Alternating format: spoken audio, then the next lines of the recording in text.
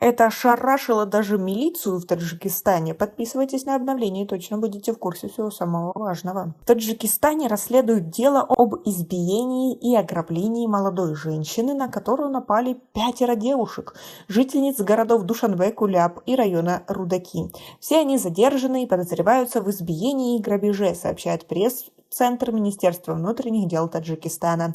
В сообщении отмечается, что в ОМВД Ворзобского района обратилась с жалобой 25-летняя жительница столицы, которая заявила, что вечером 2 февраля 5 женщин в возрасте от 18 до 23 лет вывезли ее на частном такси на территорию Ворзобского района. Затем, по ее словам, они начали оскорблять ее, избивать, а потом отобрали у потерпевшей мобильный телефон стоимостью в 4000 самани, сообщили в ведомстве. В настоящее время по данному факту проводится расследование. Других подробностей, в том числе и причина, побудившая подозреваемых на такой поступок, не сообщается. Также МВД не сообщает, по каким статьям будет рассматриваться дело.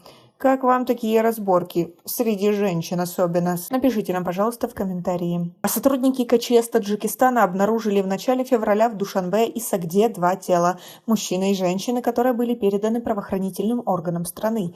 В милиции заявляют, что на телах не обнаружено признаков насильственной смерти. В управлении МВД по Сагдийской области уже установили личности женщины, тело которой было обнаружено в реке Сырдарья между камышами. Погибшей оказалась 31-летняя жительница Бабаджон-Гафуровского района Зайнура Каримова.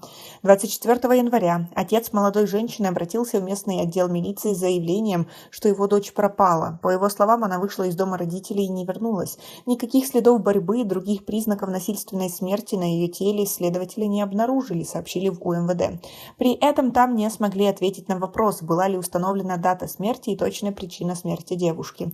Источник отметил, что пока выясняются эти факты, в ведомстве не исключили, что это может быть самоубийством, но отметили, что пока рано давать предварительные причины смерти. Причины кончины женщины выясняют компетентные органы, сказали у МВД области. Между тем, как сообщили в пресс-центре МВД страны, личность мужчины, который был найден в этот же день под мостом Душанбинки на дне водосточного колодца, все еще устанавливается. На теле мужчины на вид 40-45 лет следователи не нашли следов насильственной смерти.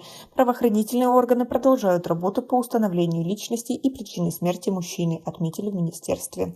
Как вы относитесь ко всем этим ситуациям и к тому, что в Таджикистане в последнее время увеличилось число суицидов, особенно у женщин? И многие говорят, что это из-за того, что женщинам достаточно сложно уживаться с родителями мужа, и тем самым многие толкают этих несчастных на самоубийство своим отношением, презрением и тому подобное.